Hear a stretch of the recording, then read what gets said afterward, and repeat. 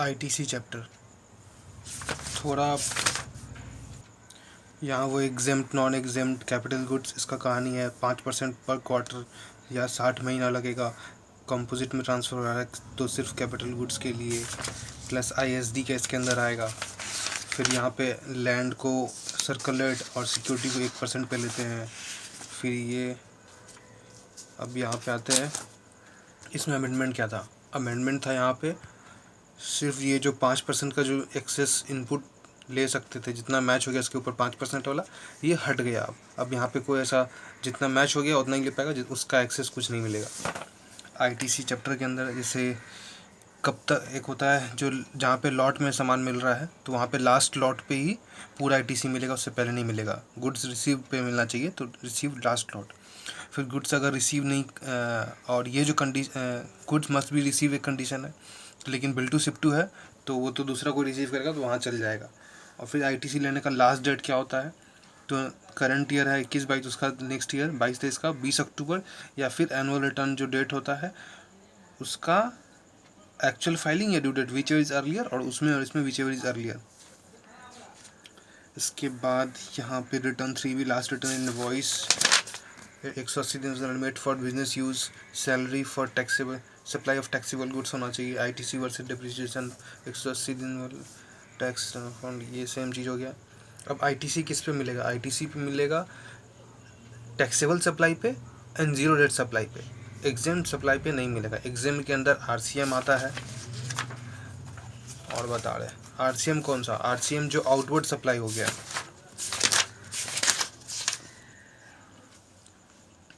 Zero rate पे मिलता है और एग्जेम्प्ट पे नहीं मिलता है। एग्जेम्प्ट नहीं मिलेगा तो सिक्योरिटी का वैल्यू को के कॉरस्पॉन्डिंग जो इसको भी डिसअलाउ करना, तो सिक्योरिटी का वैल्यू तो ज़्यादा होता है, इसको 1% पे ले आया। लैंड एंड बिल्डिंग का भी ज़्यादा आता है तो उसको सर्कल रेट पे ले आया ताकि उसके कॉरस्पॉन्डिंग डिसअलाउ कर सके। आरसीएम जो सप्लाई कर रहा है आउटवर्ड, अगर वो आरसीएम में आ रहा है तो सामने वाला टैक्स दे रहा है तो वो क्रेडिट ले रहा है, तो हम उसके कॉरस्पॉन्डिंग डिसअलाउ करेंगे। मतलब हम सप्लाई कर रहे हैं आरसीएम जिसमें आरसीएम लग रहा, तो आगे वाला टैक्स भर रहा है, ये सब कर रहा है, तो मेरा तो कुछ लाइबिलिटी बन नहीं रहा पे करने का ना, तो इसलिए वो उस पर आईटीसी नहीं मिलेगा। नॉन टैक्सेबल सप्लाई कर रहे तो नील रिलेटेड कर रहे हैं तो 100% ई एन को कर रहे हैं तो E N 100% E N nil rate. Non taxable RCM वाला याद रखना है 1% सर्कल रेट। जीरो रेट के अंदर इंटरेस्ट और डिस्काउंट को जीरो रेट कर दिया। अगर इसको नहीं करता है, अलाउ नहीं करता इस पर आईटीसी, तो फिर सभी को ये सेक्शन लगा के डिसअलाउ करना पड़ता है सेक्शन 17 पे। ओशन फ्रेट पे भी अलाउड है। अब यहाँ आता है इसके बाद सबसे पहला ब्लॉक क्रेडिट। ब्लॉक क्रेडिट क्या होता है? ब्लॉक क्रेडिट जिसका डायरेक्ट पूरा मना है, तो कंपनी के लिए कार मना करना था तो उसके लिए क्या कर दिया, 13 तक कैपेसिटी का कार आता है, तो उसके ऊपर है 13 और लेस है तो आईटीसी नहीं मिलेगा, उसके ऊपर है तो मिलेगा सबको ही, तो कंपनी को भी मिलेगा। 13 से अगर ऊपर है तो बस है जैसे कुछ भी तो मिलेगा। और अगर 13 या 13 से नीचे है तो किसको किसको अलाउ करेगा? वहाँ पे एसटीडी को अलाउ करेगा, supply of such motor vehicle, same motor vehicle बेचा तो ट्रांसपोर्ट सर्विस दे रहा है पैसेंजर का, तो और गुड्स वाला का बाइफिकेशन नहीं किया यहाँ, तो गुड्स वाला वो तो ऊपर ही चलाएगा। यहाँ तो खुद ही बोला पैसेंजर के बारे में, पैसेंजर में ही सिर्फ बात कर रहा था, यहाँ पे पैसेंजर के बारे में बोलेगा ना। गुड्स वाला तो अलाउड ही है, passenger transportation motor driving service दे रहा है तो जब ये अलाउड है तो इसका इंश्योरेंस भी अलाउड नहीं है। जब ये अलाउड, इसका इंश्योरेंस अलाउड है, और जब ये अलाउड नहीं है, जब कंपनी खरीद रहा तो उसका सर्विस भी उसको अलाउड नहीं है, इंश्योरेंस है सब। फिर एयरफोर्स और नेवी, ये दो तो ये तो नहीं, इसको तो नहीं मिलेगा। अब एयरक्राफ्ट वेसल में देखना है कब मिलेगा, तो पैसेंजर का जो ट्रांसपोर्ट करता है कंपनी, उसमें मिल जाएगा। गुड्स एंड पैसेंजर दोनों आ रहा है। सप्लाई ऑफ मोटर व्हीकल में सेम सप्लाई कर रहा तो ट्रेनिंग पर्पज़ के लिए कर रहा, तो ट्रांसपोर्ट ऑफ गुड्स कर रहा तो पैसेंजर को भी कर रहा तो भी। अब यहाँ पे टाटा अंबानी के लिए एक्सेप्शन है कि उसको कार का तो आईटीसी नहीं मिलेगा, लेकिन इंश्योरेंस का आईटीसी मिलेगा। जो इंश्योरेंस स्टॉक का इंश्योरेंस का उसको मिलेगा, इंश्योरेंस कंपनी को इंश्योरेंस प्रीमियम का मिलेगा। पर्सनलाइज सर्विस अलाउड नहीं है, लेकिन सिमिलर बिजनेस को अगर जोमेटो एक रेस्टोरेंट दूसरा रेस्टोरेंट को दे रहा है तो मिलेगा। री इंश्योरेंस हो रहा है तो देगा, जैसे जिम मेंबरशिप, ये सब हेल्थ कंज्यूमर सब पे अलाउड नहीं है। अगर लीगल रिक्वायरमेंट है तो फिर अलाउ करना पड़ेगा, वरना इंसल्ट हो जाएगा जो लीगल रिक्वायरमेंट है उसका। फिर वहाँ पे वर्क्स कॉन्ट्रैक्ट में आरडीबी का जो मशीन था, उस मशीन से रिलेटेड कोई कंस्ट्रक्शन करना पड़ा, कंस्ट्रक्शन सर्विस, तो दोनों के लिए अलाउड है। ठीक, मशीन से रिलेटेड करना पड़ा तो। अब यहाँ पे अगर लैंड एंड बिल्डिंग के लिए कर रहा है तो कंस्ट्रक्शन सर्विस का जो जो जो बिल्डिंग मटेरियल है इस पे लग रहा है तो इस पे भी आईटीसी अलाउड नहीं है, और कंस्ट्रक्शन सर्विस पे भी, वर्क कॉन्ट्रैक्ट पे भी जीएसटी अलाउड नहीं है। यहाँ वर्क्स कॉन्ट्रैक्ट का जो सर्विस है उस पर भी आईटीसी मिलेगा, और यहाँ पे सिमिलर बिजनेस और उसका जैसे प्लांट मशीनरी का इरेक्शन हो गया, फिर सिमिलर बिजनेस को दे रहा है तो वहाँ पे भी जैसे डीएलएफ दूसरे डीएलएफ को दे रहा है, मतलब प्रोवाइस को दे रहा है तो अलाउड है। और कंस्ट्रक्शन, भाई बात कर रहा है यहाँ पे बिल्डिंग एंड कंस्ट्रक्शन सर्विस का, and building material and construction service का, ये बात कर रहा है वर्क्स कॉन्ट्रैक्ट सर्विस का। तो मशीनरी का समझ गया, छो कंपोजिट डीलर ना खाएगा ना खाने देगा, अलाउड नहीं है। एनआर को अलाउड है सिर्फ आईजीएसटी का पेमेंट जो करता है वहाँ पे। अगर गुड्स डिस्ट्रॉय हो गया, स्टोलन हो गया, तो उस पर आईटीसी अलाउड नहीं होगा। सिर्फ फ्री सैंपल में दिया तो अगर उसको कॉरस्पॉन्डिंग आईटीसी नहीं लिया था तो टैक्सेबल नहीं माना जाएगा, लेकिन अगर आईटीसी लिया था और फ्री सैंपल दे रहा है तो फिर इसको सप्लाई मानेंगे, टैक्स लग जाएगा, जो कि यहाँ बताया। यहाँ पे ITC on purchase car by company car purchase कर, renting out of car for transportation of passenger allowed है। पैसेंजर ट्रांसपोर्टेशन पैसेंजर के लिए कंपनी कर रहा है तो अलाउड है। ड्राइविंग के लिए ले रहा है कंपनी, बस ले रहा है कंपनी तो अलाउड है। एविएशन स्कूल प्रोग्राम कर रहा है तो अलाउड है ट्रेनिंग के लिए। अब यहाँ पे आता है बिजनेस वर्सेस नॉन बिजनेस और exempt and non exempt. Business and non business का रेशियो पता नहीं चलेगा, अगर पता चल रहा है तो ठीक है, नहीं तो 5% ऑफ कॉमन क्रेडिट ले लेंगे। अब 5% जो है ये कॉमन क्रेडिट का बोल रहा है, यहाँ पर क्वार्टर नहीं जा रहा है हर बार। अब ये सम्स में जाके समझेंगे, जैसे यहाँ बताया 5% ऑफ कॉमन क्रेडिट जितना कॉमन क्रेडिट तो निकलता है, वो कॉमन क्रेडिट निकलता है जिसपे दोनों अमाउंट, जैसे 300 अमाउंट यहाँ निकला तो ये कॉमन क्रेडिट है, तो इस सेग्रीगेट करने के बाद 5% करेगा, हाँ उसके बाद 5% करेगा। और यहाँ पे 5% पर क्वार्टर है। डिटेल क्या था, एक्सक्लूसिव पूरा बिजनेस के लिए यूज़ कर रहा था पूरा अलाउड है, पूरा नॉन बिजनेस के लिए पूरा डिसअलाउड है, कॉमन यूज़ के लिए कर रहा है कुछ बिजनेस कुछ नॉन बिजनेस तो 5% ऑफ कॉमन क्रेडिट, दोनों का आईटीसी मिलेगा, दोनों को आईटीसी मिलेगा। ये इसके बारे में बात कर रहा है, ठीक है। फिर सेलेक्ट एग्जेम्प्ट और नॉन एग्जेम्प्ट, पूरा नॉन एग्जेम्प्ट है यानी टैक्सेबल है। टैक्सेबल किसको बोलते हैं, टैक्सेबल और जीरो रेट दोनों को टैक्सेबल बोलते हैं, यानी इंटरेस्ट डिस्काउंट ओशन फ्रेट को टैक्सेबल बोलते हैं, तो दोनों पैकेज मिलेगा। पूरा एग्जाम के लिए सप्लाई कर रहा है तो पूरा नहीं मिलेगा, कॉमन के लिए कर रहा है तो मिलेगा। इन अदर्स के लिए इन रेशियो मिलेगा, जैसे कॉमन क्रेडिट है उसका टर्नओवर के रेशियो में, और कैपिटल गुड्स के लिए ये 5% पर क्वार्टर मिलेगा। 5% पर क्वार्टर, 5% पर क्वार्टर क्या मिलेगा, डिसअलाउ होगा ना भाई, जितना क्वार्टर के लिए हो गया। हाँ, क्योंकि बुक तो पूरा करना है तो फिर डिसअलाउ करने के लिए 5% पर क्वार्टर लेकर डिसअलाउ करेंगे। जैसे यहाँ पे पहले एक्सक्लूसिव एग्जाम था, फिर कॉमन पर्पस के लिए आ गया, तो यहाँ पे पहले पूरा बुक करेंगे और यहाँ पे कॉमन पूरा बुक करेंगे, और 5% पर क्वार्टर के हिसाब से 6 क्वार्टर का पूरा डिसअलाउ कर देंगे यहाँ तक। फिर जो आया, अब इसमें कॉमन पर्पस आ गया तो अब इसको एग्जेम्प्ट और नॉन एग्जेम्प्ट में है, तो यहाँ पे फिर निकाले whole credit period divided by, पूरा पे लेंगे। यहाँ पे जो भी काम हो रहा है इस दोनों पेज में, ये whole credit divide by whole period. यहाँ पे भले 1 लाख में से 30,000 हटा दिए, तो अब लेकिन जब कैलकुलेशन निकालेंगे यहाँ के लिए मंथली, तो पूरा 1 लाख लेंगे डिवाइड बाय 60 महीना लेंगे। अब यहाँ पे देखेंगे कितना महीना है, सिर्फ उस पर बात होगा। अब यहाँ पे पहले क्या था, कैपिटल गुड्स को पहले ख़रीदा, एग्जाम्प्ट में यूज़ कर रहा था तो बुक ही नहीं किया, अब कॉमन यूज़ में ले आया। पहले एग्जाम्प्ट था, अब एग्जाम्प्ट और नॉन एग्जाम्प्ट में है, बात एग्जाम्प्ट नॉन एग्जाम्प्ट का हो रहा है। तो जब यहाँ ले आया तो यहाँ पे पहले तुम मशीन पूरा आईटीसी बुक करो, यहाँ तक का 5% जो आईटीसी निकल रहा है, 5% पर quarter of part of the month जितना आ रहा है, 5% यानी 6 क्वार्टर तो 30% ऑफ 18 दिया 54, तो आईटीसी का 30% डिसअलाउ कर दिया, तो अब 18 में से 5,400 डिसअलाउ हो गया, ठीक। तो अब बचा कितना, बचा 12,600, तो 12,600 इतना ही इस पीरियड में लेंगे। लेकिन अब हमको यहाँ पे एग्जाम्प्ट और नॉन एग्जाम्प्ट दोनों के लिए हो रहा है, तो 12,600 में से इसको डिवाइड कर देंगे रिमेनिंग पीरियड के लिए। तो एक्स से उतना करने से अच्छा है कि हम पूरा 18,000 डिवाइड बाई 60 करें, 18,000 डिवाइड बाई 60 करें, तो 300 पर आ रहा है।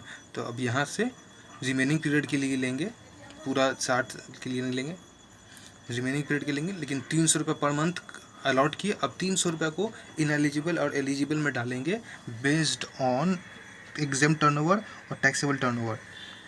ठीक है, ये 5% पर क्वार्टर डिसअलाउ हो गया, यहाँ पे ये एलिजिबल निकल गया।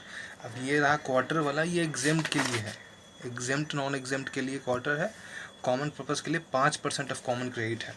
अगर यहीं पे निकालना होता तो कॉमन क्रेडिट जो 300 है इसमें से 5% पहले हटा देते, फिर जो बचता 5% नॉन एग्जाम्प्ट के लिए हटा देते, सॉरी बिजनेस पर्पज़ के लिए हटा देते, वो एक जगह आ गया। 18,000 का ही 5% मान लो तो एक जगह आ गया, और फिर 18,000 को ही, सॉरी 300 है, 300 का 5% एक जगह हटा दो, वो आ गया, वो डिसअलाउ होगा। अब प्लस 300 को ही फिर दोनों में डिवाइड करो, एग्जाम्प्ट में कितना नॉन एग्जाम्प्ट का, फिर प्लस 300 प्लस वो माइनस होता है। अभी बोल तो दिए, आगे कन्फर्म होगा सम्स में। नॉन एग्जाम्प्ट में पहले था, फिर कॉमन यूसेज में कर लिया, तो पहले पूरा बुक कर लो फुल आईटीसी, फिर जो कॉमन यूसेज को स्प्रेड कर दो, फिर यहाँ पे इनएलिजिबल को, यहाँ पे पहले नॉन एग्जाम्प्ट था यानी पहले ही बुक हो चुका था, बाद में कॉमन यूसेज में चला है, तो यहाँ पे तो पूरा बुक करने का दरकार नहीं है, बस रिमेनिंग पीरियड में खाली डिसअलाउ करना है। अब ये इंपॉर्टेंट पार्ट है कि यहाँ पे टर्नओवर जो होता है वो कैसे क्या लेते हैं, टर्नओवर के अंदर ऑल टैक्स इंक्लूड करना है या नहीं, दूसरा यहाँ पे कौन सा स्टेट का लेते हैं। तो कॉमन पर्पज़ के लिए है तो भाई विद इन द स्टेट ही लो ना, आईएसडी के लिए भी with in the state low, composite supplier के लिए भी विद इन द स्टेट देखा जाता है, क्योंकि कॉम्पोजिट सप्लायर अगर दूसरे स्टेट में कर रहा है ट्रांजेक्शन तो भाई इसको तो मिलता ही नहीं है, तो इसलिए कॉम्पोजिट सप्लाई के लिए तो विद इन द स्टेट ही है। आईएसडी के लिए विद इन द स्टेट है, इसके लिए भी सिर्फ रजिस्ट्रेशन के लिए ऑल ओवर इंडिया देखा जाता है टर्नओवर टैक्स परसेंट। अब दूसरा आता है टैक्स के बारे में, टैक्स कितना लेना है क्या नहीं लेना है, इंक्लूड करना नहीं, तो ऑल अदर टैक्स इंक्लूड होगा किसमें, कॉम्पोजिट, रजिस्ट्रेशन और असेसेबल वैल्यू। सिर्फ नया टैक्स को जो है वो एक्सक्लूड करेंगे, जीएसटी को बाकी सारा इंक्लूड करेंगे, लेकिन यहाँ पे ऑल टैक्स एक्सक्लूड होगा, सारा टैक्स एक्सक्लूड होगा। ये आ गया। अब यहाँ पे आता है बैंकिंग के पास ऑप्शन है कि तुम माथा नहीं लगाओ, ऑप्शनल है, सीधा 50% आईटीसी अलाउ करो, 50% डिसअलाउ करो, ये ऑलरेडी बस समझा चुके पीछे। यहाँ ये होल आईटीसी डिवाइडेड करने के लिए कॉन्सेप्ट, यहाँ होल आईटीसी को डिवाइड बाय होल मंथ, ये कॉन्सेप्ट यहीं तक है, एग्जाम्प्ट नॉन एग्जाम्प्ट। आगे कन्वर्जन जब हो रहा है रजिस्ट्रेशन से नॉन रजिस्ट्रेशन में जा रहा है तो बात अलग है। यहाँ पे क्या था, एग्जाम्प्ट में यूज़ कर रहा था, फिर नॉन एग्जाम्प्ट उसमें यूज़ करने लगा, यहाँ पे नॉन एग्जाम्प्ट था फिर दोनों में यूज़ करने लगा। सम्स में क्लियर होगा। ये रहा इसका सम्स था। अब यहाँ पे जैसे था ना, क्या किया, 1 लाख का आईटीसी था, 1 लाख में से 30,000 10,000 तो पूरा सही यूज़ हुआ, तो यहाँ निकला था क्रक्स 70,000 कॉमन क्रेडिट था, 10,000 का पूरा अलाउड था, 20,000 का नहीं अलाउड था, तो 70,000 का पूरा 70,000 कॉमन क्रेडिट था, 10,000 पूरा अलाउड था, तो 70,000 का 5% फॉर नॉन बिजनेस पर्पस 3,500, ये प्लस 70,000 का डिवाइडेड बाय 70 टैक्स, 70,000 को फिर common credit non common credit में डाल दिया, यानी टर्नओवर के हिसाब से क्या, एग्जाम्प्ट और नॉन एग्जाम्प्ट सप्लाई, पहले 70,000 का वो भी निकाल चुका था नॉन बिजनेस सप्लाई, तो 70,000 का 5% 3,500 प्लस ये 30,000 निकल गया, 30,000 निकल गया कॉमन क्रेडिट पर मंथ, ये एक ही मंथ का बात करें तो कॉमन क्रेडिट पर मंथ का इतना का डिवाइड कर दिया टर्नओवर के रेशियो में, तो 30,000 प्लस 3,500 दोनों डिसअलाउ हो गया, 30,000 फॉर इन्हें 3,500 नॉन बिजनेस पर्पस, और ये हो गया एग्जाम सप्लाई के लिए। इंटरेस्ट अगर डिफरेंस आएगा ईयर एंड पे तो 18% से इंटरेस्ट देना पड़ेगा उसके ऊपर। ये सेम ट्रेडिंग को वैल्यू कर रहे हैं 1% पे, लैंड एंड बिल्डिंग को कर रहे हैं सर्कल रेट पे, आरसीएम वाला पे आईटीसी कॉरस्पॉन्डिंग नहीं मिलेगा, 5% पर क्वार्टर फॉर 4 क्वार्टर। ये तो ये कैपिटल गुड्स के बारे में बताइए, सम सॉल्व करके दिखाया। अब यहाँ पे आता है, यही क्रक्स अभी पूरा आगे चलेगा। यहाँ तो 8.1 का यहाँ तक सेक्शन है, और उसमें 2.3 भी आता था, यानी 8.1, 8.2, 8.3 ये एक अलग है, उसके बाद 4, 5, 6 अलग है। 1 में नॉन रजिस्टर्ड में था ब्लैक एंड वाइट में, कलरफुल ज़िंदगी रजिस्टर्ड में आ गया, नॉन रजिस्टर्ड में था वॉलंटरी से फिर रजिस्टर्ड में आ गया। दोनों में पहले नॉन रजिस्टर्ड था फिर रजिस्टर्ड में आया, लेकिन यहाँ रजिस्टर करना पड़ा, यहाँ वॉलंटरी आया। तो यहाँ पे सिर्फ इनपुट का मिलेगा। अगर एसएससी कोई बाद में जाके कोई एसेट खरीदा था जब वो नॉन रजिस्टर्ड था और बाद में जाके वो रजिस्ट्रेशन में आ गया या वॉलंटरी ले लिया, तो उसको कैपिटल गुड का आईटीसी नहीं मिलेगा, सिर्फ इनपुट का मिलेगा। लेकिन अगर वो कैपिटल गुड्स पहले खरीदा है, पहले गुड खरीदा है लेकिन पहले रजिस्टर्ड था, एग्जाम्ड में रजिस्टर्ड था, लेकिन अभी भी रजिस्टर्ड है, लेकिन अब नॉन एग्जाम सप्लाई करने लगा। पहले एग्जाम था तो आईटीसी नहीं ले पाया, लेकिन रजिस्टर्ड था तो आईटीसी मिलेगा। नॉन एग्जाम होने के बाद भी उसको आईटीसी मिल जाएगा। ये अच्छा पॉइंट इस पर समझ आता है। यहाँ पे कंपोजिट से नॉर्मल में आ गया, तो यहाँ पे नहीं मिलता था, यहाँ पे मिलेगा। अब यहाँ ऊपर में 2 मिनट सिर्फ इनपुट पे था, यहाँ पे इनपुट एंड कैपिटल गुड्स दोनों है। यहाँ पे जो कैपिटल गुड्स था, यहाँ पे 5% पर क्वार्टर ले सकते हैं, मंथली भी ले सकते हैं, लेकिन यहाँ पे सिर्फ मंथली लेना है, ये बताएंगे अभी। इनपुट्स का क्वांटिटी जो बचा है, होल का दरकार नहीं है भाई, तुम पहले था ही नहीं नॉन रजिस्टर्ड था, अब रजिस्टर्ड हुआ है, तो तुमको जितना बचा है, जितना क्वांटिटी स्टॉक बचा उतना ही गलेगा ना, उतना ही का स्टॉक का लो। ये 5% पर क्वार्टर डिसअलाउ कर दो। ये भी सिर्फ इस दोनों के अंदर है, कंपोजिट से नॉर्मल और एग्जाम से नॉन एग्जाम में है, तो 5% कट ऑफ बचा हुआ। फिर आईटीसी 18(2) क्या बोलता है, ITC booking last day, ITC book करने का लास्ट डे होगा 1 year from the date of invoice of supply, और सेल ऑफ गोल्ड कंसर्न बता रहे हैं अभी। नॉर्मल से कंपोजिट में जा रहा है या एग्जाम में जा रहा है, एग्जाम सप्लाई करने लग रहा है, तो कैपिटल गुड्स का मंथली प्रोपोर्शन होगा, क्योंकि भाई यहाँ पे सरकार को पूरा नॉर्मल आईटीसी करके था, नॉर्मल रजिस्ट्रेशन में था, समझ ले सरकार को लॉस हो रहा है, क्योंकि सरकार को अब पहले यहाँ क्या कर रहा था, यहाँ नहीं मिला था, यहाँ मिलेगा, यहाँ एसएससी को मिल रहा था, यहाँ नहीं मिलेगा, एसएससी को नहीं मिलेगा, तो लेकिन यहाँ गवर्नमेंट को यहाँ मिलेगा, तो मंथली प्रोपोर्शनेट करके उसको नहीं देना चाहता। सेल ऑफ कैपिटल गुड, यहाँ पे क्वार्टरली मंथली दोनों चलता है, यहाँ पे सेल अभी बताते रहे। ये हो गया सेम कॉन्सेप्ट इसमें और इसमें, दोनों सेम था। कंपोजिट यहाँ कैपिटल गुड्स का आ गया 18,000 का 5% पर क्वार्टर जितना आया था, जितना बचा है, जितना मिलना चाहिए अब उतना बुक कर लिया। ये सेम हो गया, आगे कवर कर दिया एग्जाम टू नॉन एग्जाम। अच्छा सेल, अब यहाँ पे ये पढ़ना था सेल का, ये सब ठीक है, सी सर्टिफिकेट लगता है 200 से प्लस हो, तो ये सारा जो भी 18 का था उस conversion black and white to colourful ज़िंदगी में, तो उसका जो अगर वैल्यू है आईटीसी का वो 2 लाख प्लस है, तो सीए का सर्टिफिकेट लगेगा within 30 days plus extension, ITC 01 चाहिए। सेल ऑफ गोइंग कंसर्न, तो फ्रेश जीएसटीएन लगता है, और इसको अपना गोइंग कंसर्न ट्रांसफ़र हुआ, transfer to university shift ITC shift होगा, मेन ये प्रोविजन था इसके अंदर।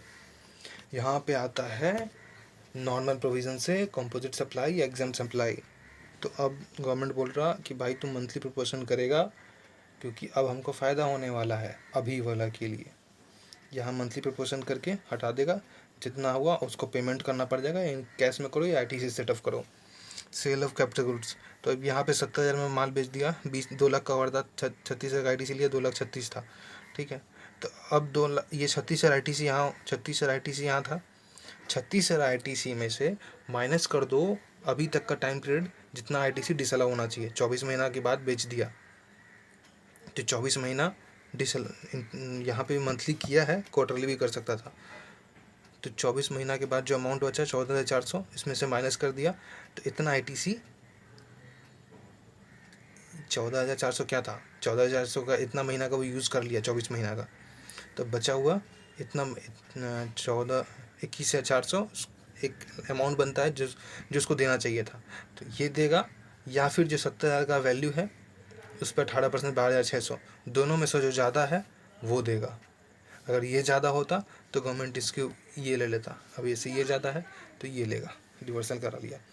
ब्रिक्स मॉड जिगजैग स्क्रैप और टैक्सेबल में भी on the transaction value where refractory bricks module jacks fixed are specified as taxable person may pay tax on transaction value of such goods।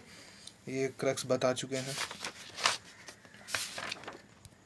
Job work में 2 चीज़, एक सामान supply होता है, उसके बारे में क्या करना है। सामान सप्लाई टैक्सेबल नहीं माना जाएगा अगर रॉ मटेरियल को 1 महीना के अंदर वापस ले रहा है, रिटर्न कर ले रहा है, या फिर एक्सटेंशन रॉ मटेरियल को 1 साल के अंदर और कैपिटल गुड्स को 3 साल के अंदर, रॉ मटेरियल के लिए 1 साल का एक्सटेंशन दे सकते हैं, कैपिटल में 3 साल का नहीं देंगे, 1 साल का भी नहीं देंगे, 3 साल का भी ज़्यादा हो जाता है, 1 साल का कम हो जाता, तो 2 साल का दिया। ठीक, अब यहाँ पे जो डेट कैलकुलेट होगा, अगर ब्रीच किया तो बैक डेट से इंटरेस्ट के साथ उसको जीएसटी देना पड़ जाएगा। अब ये जो गुड्स का जो टाइम कैलकुलेट होगा 1 साल, कब से होगा? Removal of goods from the जो जॉब वर्कर को वो दे रहा है, तो मेरा फैक्ट्री से निकल गया उसको उसके पहुंचने के लिए, तो जब निकला मेरा फैक्ट्री से तभी से कैलकुलेट होगा, या फिर बिल टू शिफ्ट टू में है तो जॉब वर्कर जब रिसीव कर रहा है तब से कैलकुलेट होगा 1 साल। जो जिग्स फिक्चर है ये सब पे कोई कंडीशन नहीं है, लेकिन स्क्रैप के बारे में बोला है कि स्क्रैप के लिए जीएसटी पे करना पड़ेगा। स्क्रैप जॉब वर्कर रजिस्टर्ड है तो जॉब वर्कर पे करेगा, अगर जॉब वर्कर अनरजिस्टर्ड है तो जो रॉ मटेरियल सप्लायर है वो पे करेगा। अब जो raw material supply need to be, अब जॉब वर्कर अगर अनरजिस्टर्ड है तो रॉ मटेरियल जो सप्लाई हुआ उसको डिक्लेयर करना पड़ेगा ऐसे job work place to department by raw material supplier. अब यहाँ पे ये किसको करना पड़ेगा, सॉरी किसको करना नहीं पड़ेगा, इसका एक रिटर्न फाइल होगा। एक हाफ ईयरली का ऑप्शन दिया, हाफ ईयरली किसको देगा भाई? जिसका ट्रांजेक्शन टर्नओवर ज़्यादा है, तो किसका? Exceed 5 crore, up to 5 crore है तो भाई एनुअल रहो, ठीक है। लेकिन अगर एक्सीड करके 5 करोड़ तब जाओ तो हाफ ईयरली कब? अप्रैल टू सितंबर के लिए, सितंबर के बाद अक्टूबर मंथ आता है तो 25 तारीख, अक्टूबर टू मार्च के लिए, मार्च के बाद आता है अप्रैल, तो अप्रैल का 25 तारीख, ITC 04 ITC 04, इसका मार्च अप्रैल 25 ITC 04 जॉब वर्क हो गया। अब यहाँ पे एनसीएम नहीं लगता है, लेकिन वो उसको देना पड़ेगा।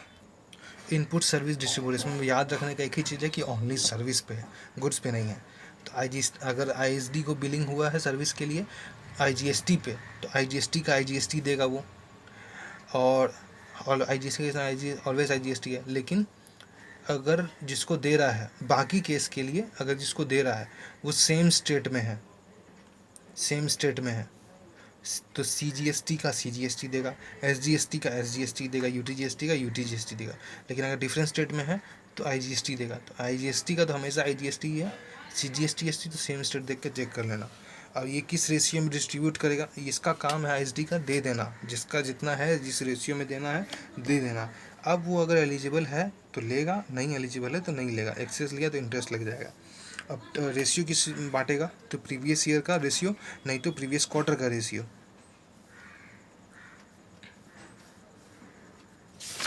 अब यहाँ पे अगर प्रीवियस क्वार्टर में कुछ नहीं था तो पहला क्वार्टर की दिक्कत होगा, हमेशा प्रीवियस क्वार्टर जा सकता है, ख़त्म।